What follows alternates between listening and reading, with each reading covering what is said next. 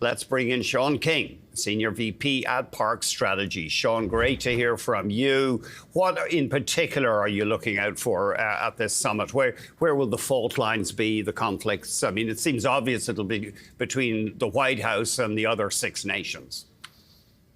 Well, it seems like Alberta is really the place to be this week, what with the Stanley Cup finals and all. And I'm sure Trump would rather it be the G6 because he wants to annex Canada. But whatever happens, it can't be any worse than what happened in 2018. And your reporter in Ottawa mentioned Trump pulling out of the communique from Air Force One. It's worth noting that he flew straight from, I guess it was in Charlevoix in Quebec. He flew straight there to Singapore for his first meeting with Kim Jong-un. So it was historic on a number of grounds. And given that tempest last time, it's already been stated there will be no communique this year. There's just going to be a chair summary by Prime Minister Carney, and to avoid any acrimony. I'm really interested to see how the leaders interact with Trump one-on-one. Obviously, Carney has his own agenda. He wants to talk about tariffs, migration, AI, forest fires, all this kind of stuff. And then a lot of the guests who are going to be invited there, like newly elected South Korean President Lee Jae-myung. This could be his first time meeting Trump, his first time meeting Prime Minister Ishiba of Japan. South Korea and Japan have had prickly relations over the years. I'm very interested to see how that works out.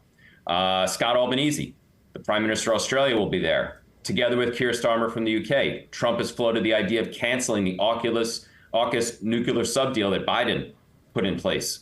What's that going to be like? And then very interesting from a Canadian point of view, Narendra Modi will be there, which was a big leap of faith on Carney's part after the killing of that Sikh activist in Surrey, BC, 2023. So I guess no news is good news from this kind of thing with Trump in office, but I'm really looking forward to the personal dynamics, what we can witness on air as much as we can.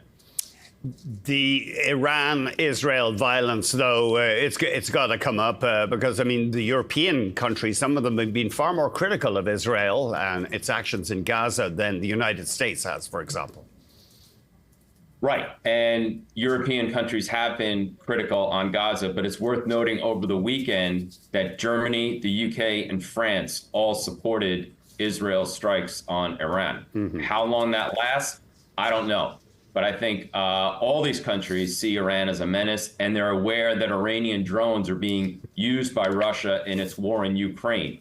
So any peg that we can knock down Iran through Israel, which is kind of defending the free world in this instance, Europe seems to be on board with for now. But with Europeans, you never know what kind of stomach they have for the long haul. So that bears watching as well.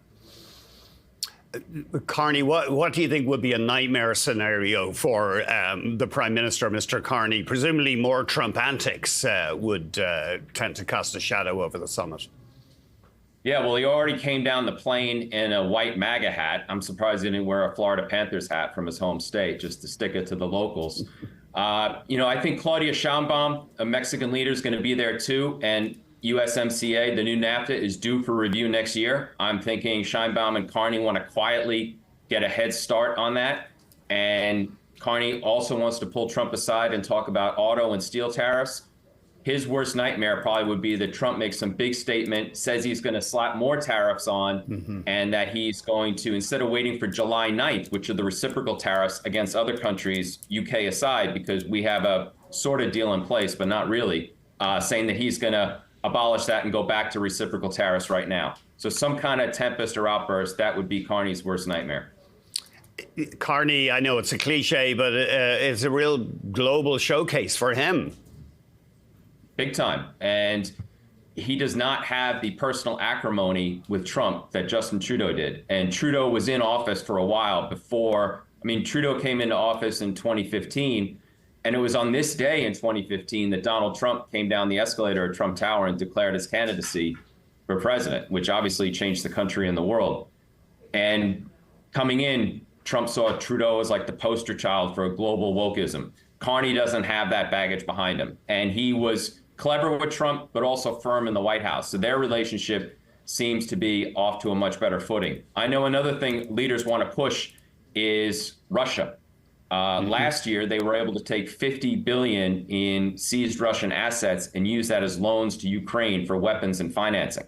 Now they want to put a price cap among members that they won't pay more than $45 a barrel US for Russian oil, which is now at 60. Trump apparently opposes that. He's also said he wants Russia back in to make it to G8 again.